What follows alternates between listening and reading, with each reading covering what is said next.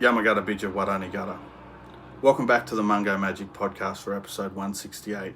I'm your host, as always, Jade Williams. I'm a Wiradjuri Barkindji Yempa man from Western New South Wales, and I'd like to start today by acknowledging that I'm on Wiradjuri country and pay respects to elders past and present.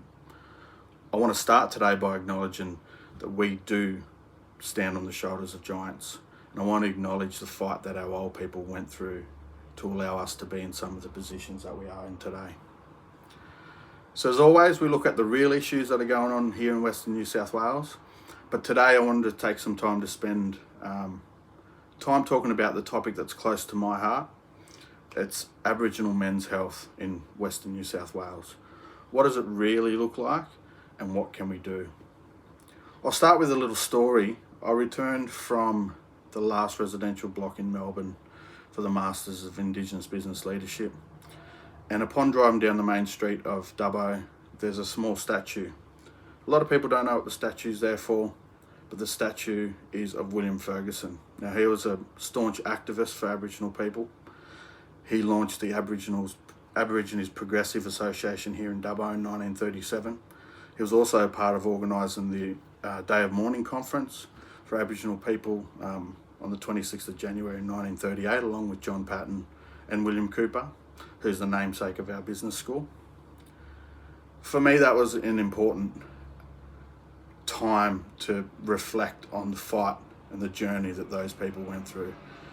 And what is my purpose here today? What has changed since then? And that's what I want to go through today. So I'll start off by saying I'm a father, I'm an older brother, I'm a nephew, I'm a cousin, I'm an uncle, and I'm a son. I've seen these stats play out in real life. I want to see change, but what can I do? So that brought me on to preparing a shadow report for submission to the United Nations as a part of Australia's Universal Periodic Review, or the UPR. Now, this process includes three components: Australia's own government report on its human rights performance, UN systems reports from agencies and special rapporteurs, and stakeholder or shadow reports that provide independent community-based evidence. So the report that I prepared, it critiques government's performance, it highlights gaps and omissions and misrepresentations from the ground. What's been reported up at the moment? Does it reflect what's happening and show the realities that Aboriginal and Torre Strait Islander people, especially men and boys, are actually living? So I looked at the stats. I wanted to focus more on lived experience and show how government claims fail to reflect actual conditions on the ground. These areas are such as health inequality or life expectancy, over-incarceration, overall health stats, education and employment disparities, and systemic racism across the institutions.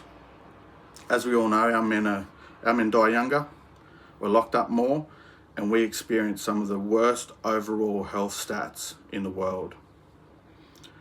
I surveyed a group of my peers, Aboriginal men like me, and I wanted to take a look at the qualitative data on what men's health actually looks like.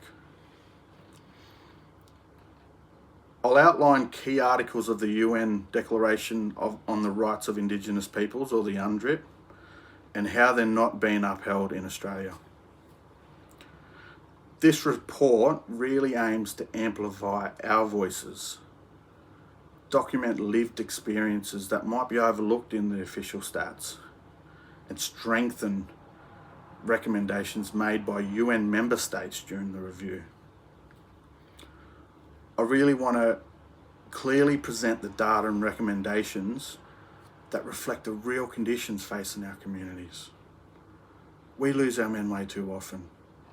What does this do to our families? What's the effect of having a dad who uses substances? What about the kids that have to grow up with a dad in jail? How does that affect the family unit? Will the sons think it's mad to go to jail? What about the little sisters who had their older brother in jail for most of their lives?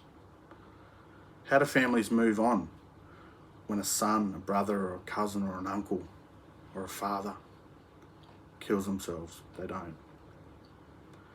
It doesn't just cause pain to the people of today, it echoes through generations.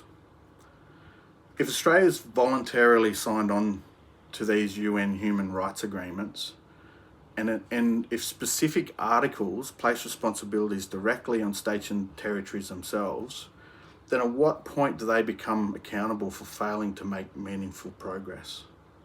When does the lack of action become a breach of the commitments they agreed to uphold? Article 24.2 of the UNDRIP applies directly to this principle. It states, Indigenous individuals have equal right to the enjoyment of the highest attainable standard of physical and mental health. States shall take the necessary steps with a view to achieving progressively the full realisation of this right. You tell me. So what does the report look like? I started with the foundations. I looked at the life expectancy gaps, the incarceration rates, 33% of the prison population compared to 3% of the general population. These are all stats easily found on the ABS. Health inequalities. I wanted to give some background and context by looking at the colonisation, dispossession and intergenerational trauma, failures of closing the gap, and the systemic racism across all of our systems, including health, education and justice. I looked at the evidence, the data and the human rights analysis. So the stats, the research findings, and I wanted to add in the qualitative data of the lived experiences with consent, ensuring cultural safety. I looked at how these breaches breach international law, and I really wanted to reference the particular articles in the UNDRIP and the International Covenant on Economic, Social and Cultural Rights. I also wanted to include and explore community voices, so culturally grounded perspectives and community-driven priorities, Indigenous-led evidence. I wanted to review the literature, and for me, it's the stories that tell the truth. In First Languages Law by Langton and Corn in 2023, there's a story where Marsha Langton met a community member in Yirrkala in the Northern Territory in 1989, Mungo, and he told a story of how he's seen his community self-destruct when alcohol became readily available in the community. In 1971, a pub opened alongside the opening of the bauxite mine. He described how this disrupted the community's way of life.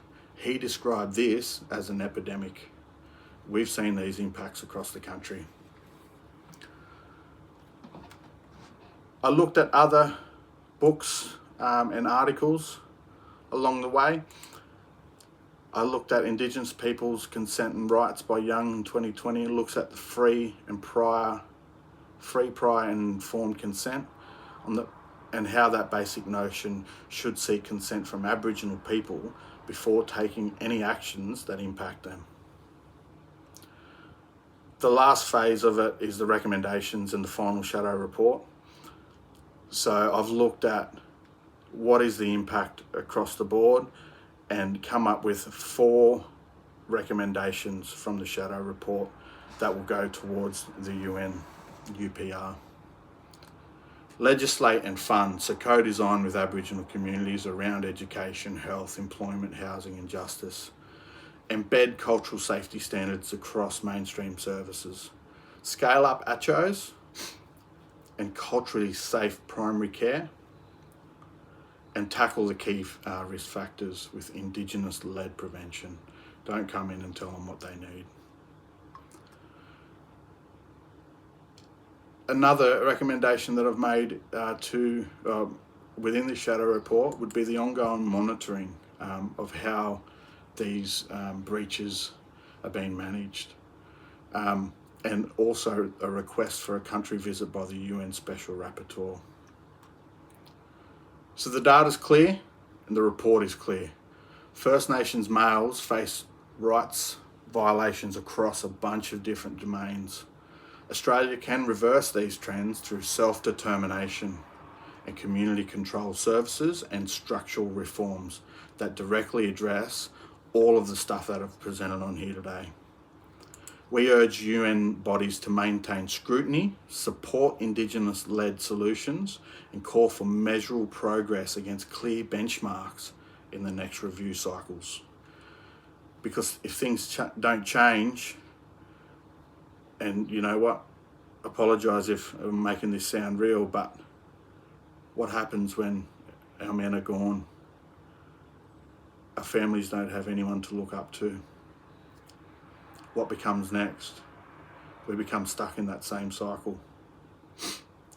I'll finish off today with a word. It's a quote by Stan Grant, and the meaning of the word is the wisdom of respectfully knowing how to live well in a world worth living in. And that word is Yindamara. I'll leave you with that today. Thanks for listening.